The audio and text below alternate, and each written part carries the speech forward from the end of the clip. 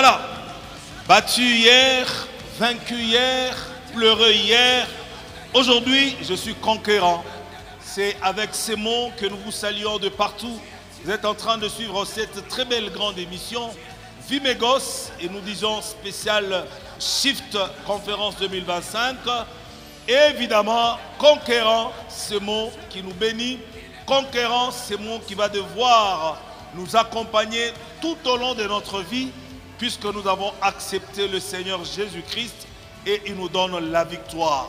On vous fera la guerre, mais tu ne seras jamais vaincu parce que le Seigneur est avec toi. Et quand tu n'es pas vaincu, ça veut dire que tu as la victoire. C'est sur ce point que nous allons devoir vous dire sincèrement merci de nous choisir et de faire partie de ces milliers de téléspectateurs de partout sur l'étendue du territoire national en République démocratique du Congo, également dans d'autres horizons, en train de suivre cette émission qui aujourd'hui a le grand plaisir et le réel plaisir même de recevoir le visionnaire, le prophète, je l'appelle souvent l'apôtre. Il a un ministère florissant et évidemment vous allez devoir le découvrir. Il aime toujours être pasteur Guélor. Avant que nous puissions le recevoir sur notre plateau spécial, comme vous êtes en train déjà de le découvrir, le décor est planté, l'image est déjà là. Voilà pourquoi déjà nous allons d'abord devoir prendre Koumama, en fait, qu'est-ce que je veux dire, Elohim, un chant avec beaucoup de déclarations. Et lorsque déjà la régie est en train de nous balancer cette chanson, à qui je suis en train de dire déjà un grand merci à toute l'équipe technique qui nous permet d'être avec vous de partout. Vous êtes en train de nous suivre sur les réseaux sociaux. Exactement. Merci pour votre fidélité.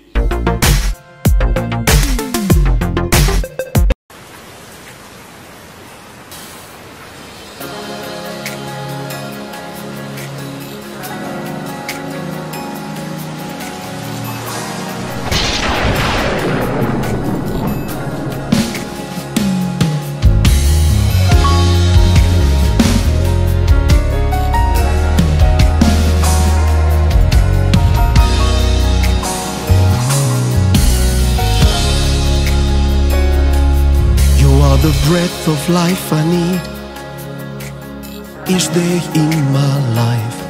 Yahweh, Yahweh. In you I live and move and have all my being. Yahweh, Yahweh.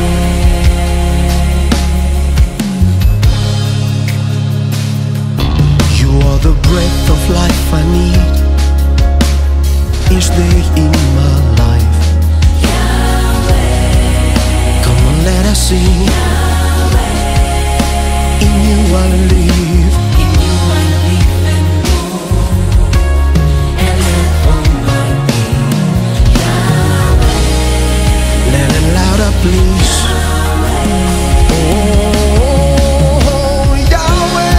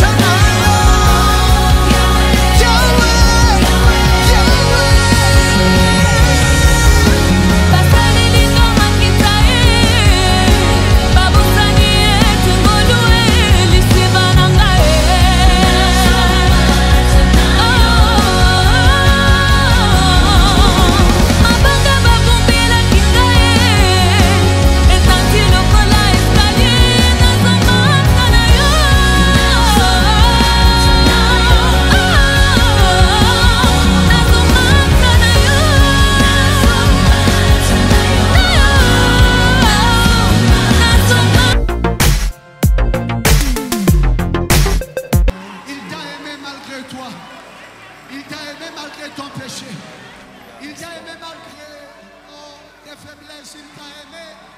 Il n'a pas attendu que tu sois parfait. Il n'a pas attendu que tu sois parfait. Oh, Jésus est Seigneur. Voilà, pasteur, il n'a pas voulu que nous soyons parfaits. Yes. Genèse 1:1. Le commencement de la création. Wow. Mais ce n'est pas le commencement de Dieu. Ce n'est pas le commencement de Dieu. Elohim.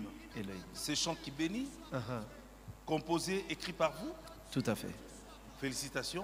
Merci. Et bienvenue dans Shift. Merci Voilà, infiniment. pasteur Gelor Lukama avec nous. Merci, prenez place. Déjà, d'emblée, fidèles téléspectateurs, aimables de cette grande conférence Shift, une conférence internationale. Il faut déjà le dire. Comme vous voyez déjà le présentateur être déjà décoré. Merci pour ce cadeau. En tout cas, Ça me va très bien.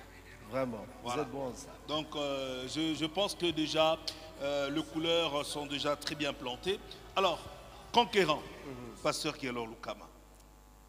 Conquérant est le thème de l'édition Shift Conférence cette année. Comme vous le savez, la particularité avec la conférence Shift n'est pas seulement son organisation, ce n'est pas seulement les caractères des orateurs qui viennent, mais c'est aussi les thèmes. En tout cas, la particularité des conférences, c'est les thèmes de chaque édition. Et par la grâce du Seigneur, le Seigneur nous a inspiré vraiment que cette année serait l'année des conquérants. Pourquoi conquérants? Parce que il y a un héritage à posséder. Wow. Pourquoi conquérants? Parce que c'est ça la vraie nature des enfants de Dieu. Pourquoi conquérants? Parce que c'est ce que Dieu, ou par Jésus-Christ, a fait de nous enfants de Dieu. Nous sommes des conquérants et nous sommes appelés à posséder notre héritage. Voilà, nous sommes appelés à posséder notre héritage. Je pense que personnellement, je suis là pour nous encourager à venir participer très massivement à cette conférence. Soyez-en rassurés, je n'ai pas de questions contraires à ce que nous ne puissions pas être dans cette conférence. Ça dit que je suis là pour vous motiver, pour vous appeler, surtout que déjà le visionnaire est là. Je pense déjà vous êtes en train déjà de voir dans les images comment il a quitté l'Afrique du Sud. C'est-à-dire qu'il n'est pas d'ici, il vient de l'Afrique du Sud. Merci déjà à la régie qui nous balance déjà l'arrivée du pasteur Gelor pour vous dire qu'il est déjà... Là, il était dans l'avion. Maintenant, nous sommes avec lui à Lubumbashi, dans la grande église, dans la grande cathédrale, Rama. C'est ici, à Lubumbashi.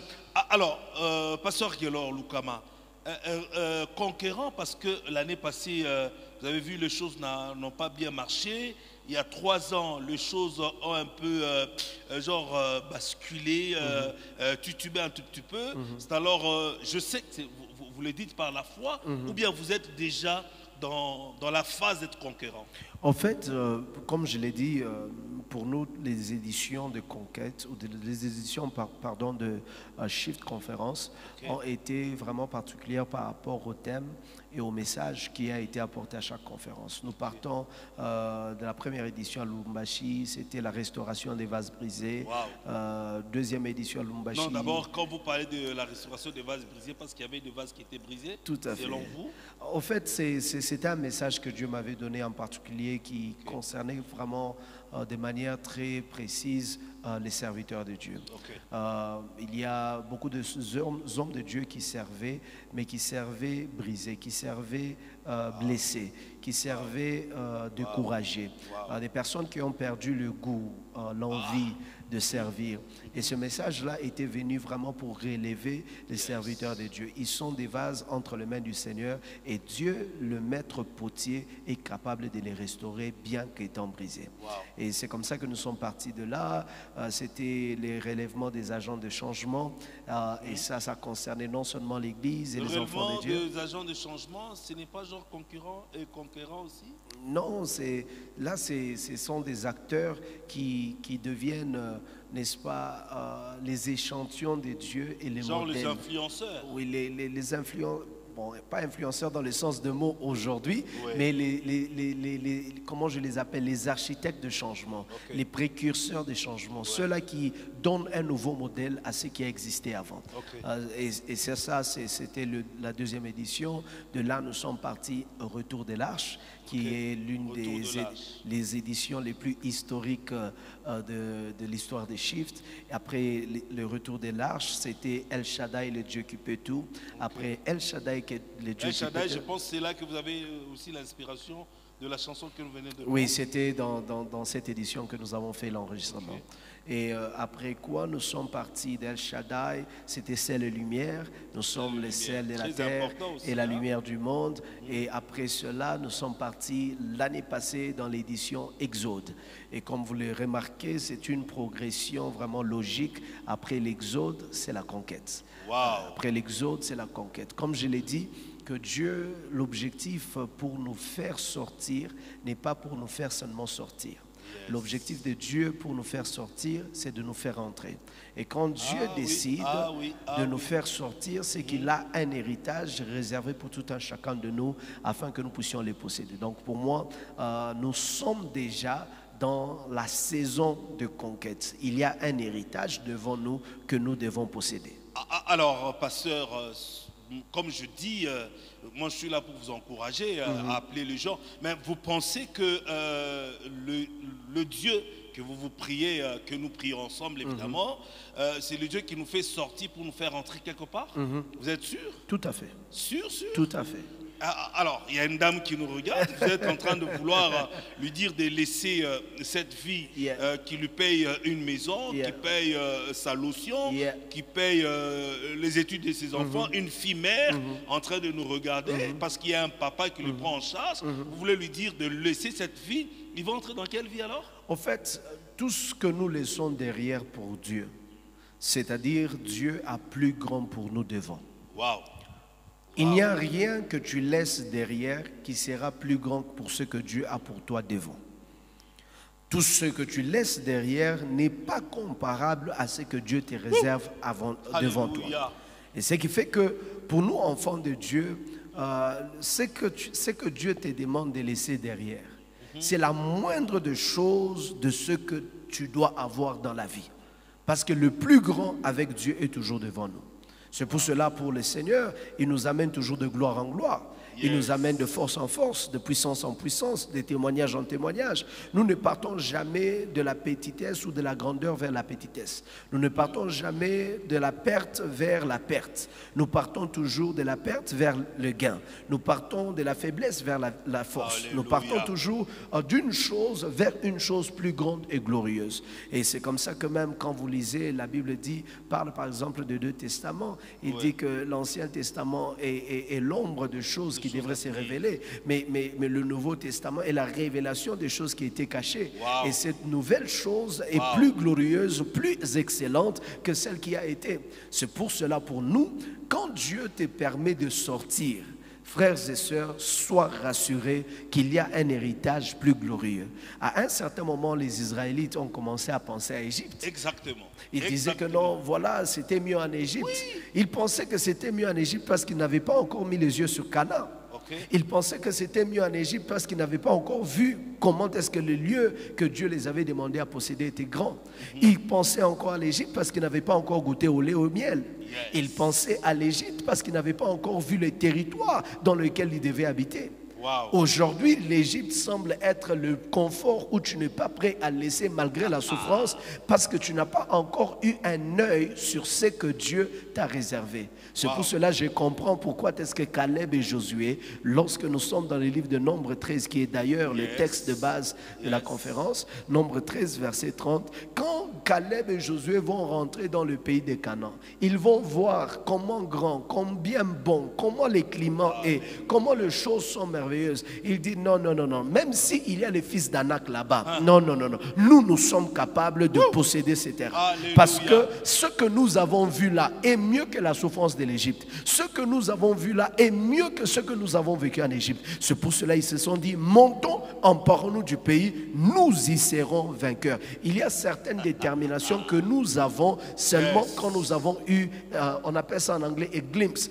Nous avons eu un œil, nous avons eu une image de ce qui est devant nous. Et Wow. une fois que tu as cette image, tu ne peux plus reculer. Ah, c'est pour cela que je vous disais, quand j'ai publié le pasteur Guélor, c'est une image d'une bénédiction. Amen. Venez vous-même d'écouter. Une petite question, il a développé. D'ailleurs, c'est là que moi je voulais poser, parce que les enfants d'Israël, ils se trouvaient être à l'aise en Égypte. Ils ont Yeah. même posé à Moïse la question. Là-bas, nous mangeons les concombres, il y avait beaucoup de choses. Mais ici, quand tu nous amènes, alors, vous venez de...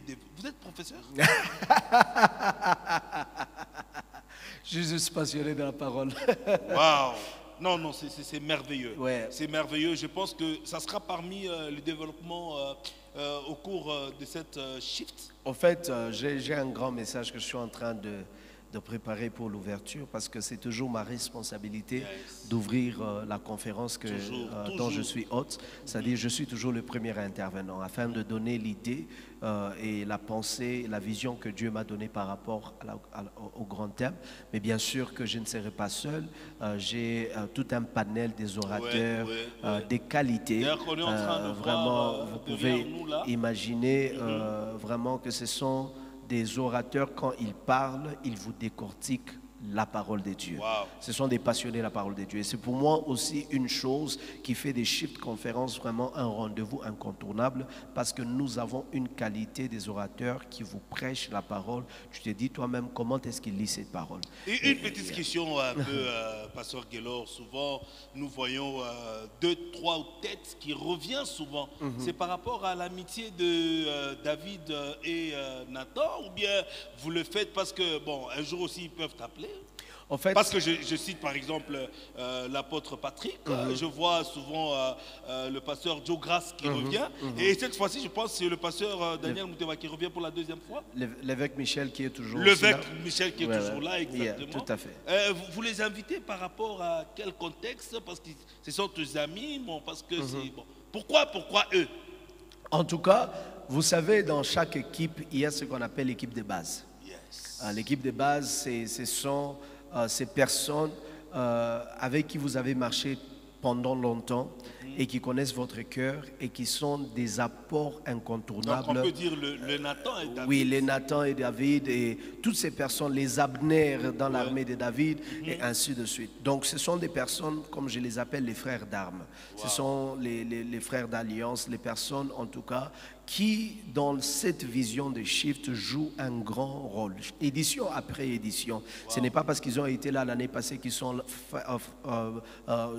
forcément là cette année, mais c'est à cause du mandat que Dieu les a donné à mes côtés et ils sont toujours là pour une grande bénédiction, notamment l'apôtre Patrick Yave, il a été, je pense, sur 6 éditions, il en a fait 4, l'évêque Michel aussi sur 6 éditions, il en a fait 4, et ce sont des personnes vraiment qui sont là et sont une grande bénédiction. Le prophète Joe Grace, sur 6 éditions, je pense qu'il en a fait 3. Et c'est vraiment incroyable de les avoir. Et chaque fois qu'ils sont là, leur performance, leur calibre est toujours une grande bénédiction. Ce sont des frères d'alliance, oui, mais leur apport et leur contribution, et par rapport aussi au message qu'ils incarnent, est toujours de très grande utilité à la conférence Shift. Voilà. Est-ce que dans la marche d'un conquérant, on doit avoir toujours deux amis avec lesquels nous pouvons marcher, comme nous voyons souvent Josué et Caleb, parce qu'il y a un moment même, Caleb a rappelé à Josué, rappelle-toi quand j'avais ces 40 ans, aujourd'hui j'ai 85 ans, je suis encore fort, donc donne-moi cette montagne que l'Éternel m'a promis. Est-ce que vous pensez, en tant que conquérant, nous devons toujours avoir les gens qui peuvent nous accompagner? Vous savez, il est toujours très important de réaliser que la force d'un conquérant, ce sont ses alliances. Waouh! La force d'un conquérant, Wow. c'est avec qui il s'entoure. Yes. Vous savez, ils étaient 12 espions, mais dans les 12 espions, il n'y en a eu que 2 qui sont venus avec un rapport qui encourageait au fait. Et dans cette démarche-là, avec qui tu vas t'associer? Tout le monde est parti, a vu le pays, a vu qu'il y avait l'évidence, le lait et le miel coulaient, Yes. Tout ce que Dieu Il y a avait promis, vraiment cette évidence, il y avait hein. cette évidence. Et ils en ont apporté. Et ils ont ramené l'évidence pour dire au peuple, ce n'est pas des histoires, vous pouvez goûter vous-même, regardez la qualité. Mais imaginez, si je me mets aux côtés de 10, je ne peux jamais conquérir. Ils ont vu l'évidence, mais je ne peux jamais me mettre sur le chemin de la conquête. Mais si je m'allie avec les Caleb et les Josué, j'ai la force, même si moi-même je n'ai pas encore vu. Mais le fait qu'eux ont vu avant moi, ça me donne le goût de vouloir Alléluia. posséder. Yes. C'est pour cela, dans la vie, il Yes. faut s'entourer des personnes qui ressemblent à l'avenir que vous désirez être. Alléluia. L'avenir que vous voulez devenir, il faut s'entourer des personnes bien-aimées qui vous donnent le goût de lendemain, qui vous donnent l'envie d'être meilleur, qui vous donnent le goût de vouloir faire mieux et de vouloir avancer. Alors ça me pousse à poser une question, parce que j'ai vu que vous êtes pasteur excellent. D'où tirez-vous le modèle de cette excellence? J'ai oublié ces dictons français, mais il paraît que le fruit ne tombe jamais loin de son arbre. Je suis fils de mon père, le révérend Sébastien Ofounou, Wow. et c'est dans ces Donc quand vous grandes... parlez fils spirituel, biologique, Fils biologique, je suis le deuxième de la famille. Wow. Je suis le fruit de ses entrailles. Wow. Et non seulement de ses entrailles spirituelles, mais de ses Wow. entrailles biologiques. Wow. Et je suis pasteur assistant ici à l'église. Et c'est dans cette école où nous avons été formés. Wow. Et c'est à ce modèle et à ce goût de l'excellence que nous avons été, parce que c'est Donc, quelqu'un de très des fois, particulier. nous pouvons dire que c'est comme Paul et Timothée. On te recadre aussi. Non, bien sûr, bien sûr. Vous savez, mon père était vraiment modèle pour moi et Wow. il joue un très grand rôle. Et ce qui est très important, c'est que une des choses qui est vraiment une faculté ou vraiment un des avantages que nous avons, c'est que nous avons un père qui s'est encouragé, premièrement. Notre père, c'est vraiment un promoteur.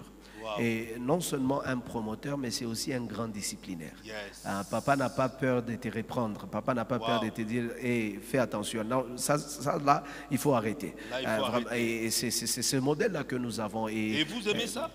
Mais bien sûr, celui qui C'est ce qui t'aime, vous a donné aujourd'hui un homme modèle tel que vous êtes? c'est ce qui a fait de moi ce que je suis aujourd'hui. Parce que il y a certaines choses que je ne sais pas me permettre parce que nous sommes dans ces cadres, n'est-ce pas, de la cathédrale des vainqueurs où il est pasteur. Et je pense que ça nous permet aussi de mettre certains garde-fous avec l'énergie de la jeunesse et tout ça. Tu es dans l'ombre de la sagesse, de la vieillesse, et ça nous permet vraiment d'être aussi des modèles aujourd'hui pour beaucoup. Voilà, merci. Donc nous continuons avec notre émission. Déjà pour vous dire que, comme je le disais à l'entame, le décor est déjà planté. La ville de Lubumbashi, d'ailleurs, je vois, vous les appelez les ambassadeurs, pourquoi? Ça défile derrière nous. Pourquoi est-ce que vous les appelez les ambassadeurs? Les ambassadeurs sont des personnes qui portent la voix de la conférence dans différents quartiers, différentes communes. Et toutes ces personnes, quand ils viennent, ils portent des t-shirts, ils vont mobiliser, ils vont annoncer, n'est-ce pas, la conférence. Et pour nous, ce sont des ambassadeurs parce qu'ils représentent au fait la conférence dans la commune et ils vont faire le travail. Et pour nous, c'est vraiment une très grande bénédiction de savoir que dans cette saison... Dans ce genre, ouais. des évangélistes, Oui, des évangélistes. des annonceurs.